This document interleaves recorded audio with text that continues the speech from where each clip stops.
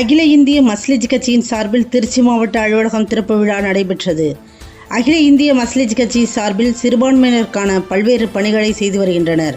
மேலும் அரசியல் கட்சியில் ஒரு அங்கமாக இருக்கக்கூடிய அகில இந்திய மஸ்லிஜ் கட்சி பல்வேறு மாவட்டங்களில் மாவட்ட கிளை அலுவலகங்களை திறந்து வருகின்றனர். அந்த வகையில் திருச்சி பாலக்கரை பகுதி ஜெயில்பேட்டை எதிரில் அகில இந்திய மஸ்லிஜ் கட்சியின் திருச்சி மாவட்ட அலுவலகம் திறப்பு விழா மாவட்ட தலைவர் அப்பாஸ் தலைமையில் நடைபெற்றது.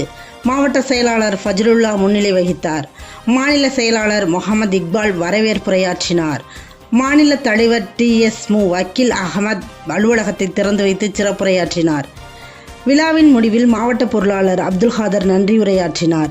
இந்நிகழ்வில் மஜ்லிஸ் ஹஜ்ஜி ஆட்டோ தொழிற்சங்க மாவட்ட தலைவர் பாலக்கரையர் ஜாகிர் ஷெரீப், இந்திய யூனியன் முஸ்லீம் லீக்கின் தெற்கு மாவட்ட துணைத் தலைவர் AK அலாவுதீன், தந்தை பெரியார் திராவிட கழக மாநகர தலைவர் Vincent, welfare party of India மாநில துணை செயலாளர் பஷீர் அகமது மற்றும் மாவட்ட கிளை நிர்வாகிகள் உள்பட பலர் கலந்து கொண்டனர்.